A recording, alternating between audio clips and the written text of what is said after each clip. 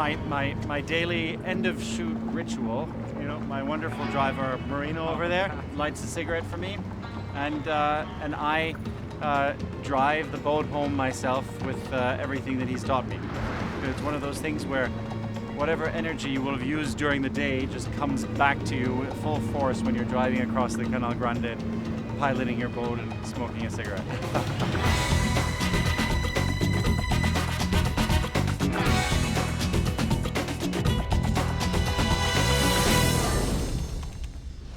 I'm always jealous of people when they say, I haven't been to Venice.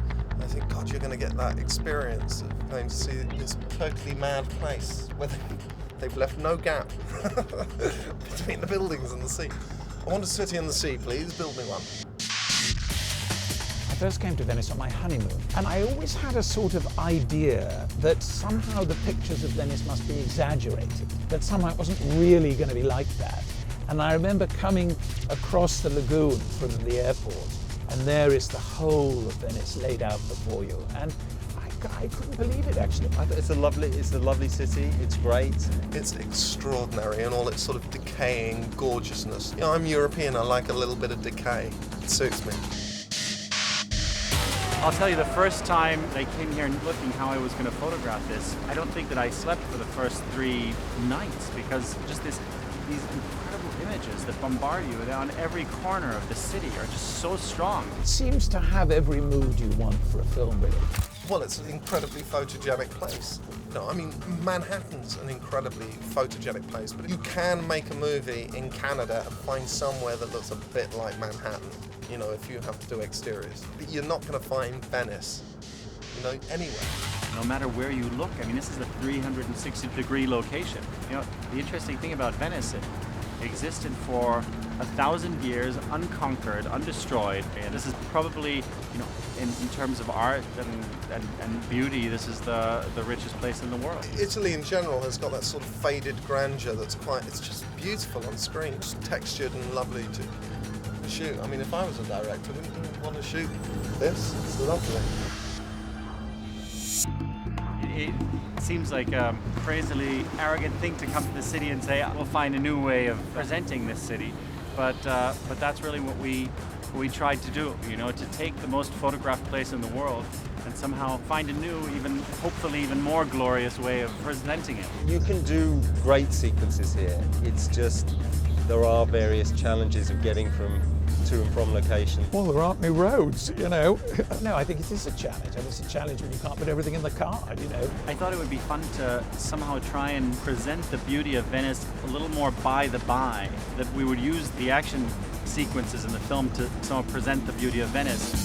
The challenge is any boat sequence or shooting on water really takes twice as long as shooting on land. It's just putting cameras on boats, there's a weight restriction. If you put too much weight, the boats don't handle like they should do. And that's part of the muscularity of a film. But yes, I mean, I did think it was going to be difficult. But you know, what was my delight when Graham agreed with it and decided to make the picture here. Just with the city, it's very busy.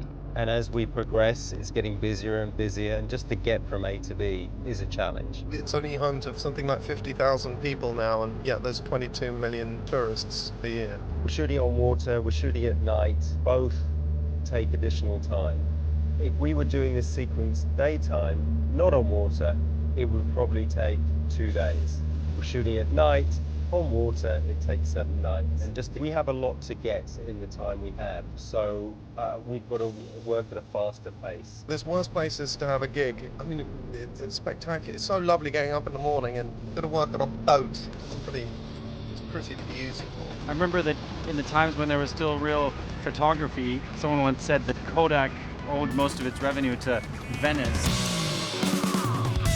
The whole thing about the tourist is that you can't make assumptions, and every time you assume you've got the situation, it's all gone again and everything's different. And somehow Venice is kind of rather opaque, sort of private beauty, rather lends itself to this idea that all is not as you see and what is happening behind the windows and all the rest of it, which is kind of at the heart of the story. I think that glamour is just a way of enjoying life. And that's what I want this film to be. You know, I see it as a kind of advertisement for life, you know?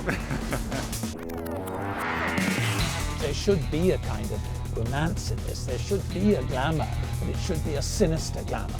And I think for that, Venice tops the league. I want to see these beautiful, magnetic people who just have so much charm. And the amazing thing is, all these actors have as much charm in real life as they do on screen. It's a very stylized film. It's a very sort of old-fashioned film, not one that we don't see these days.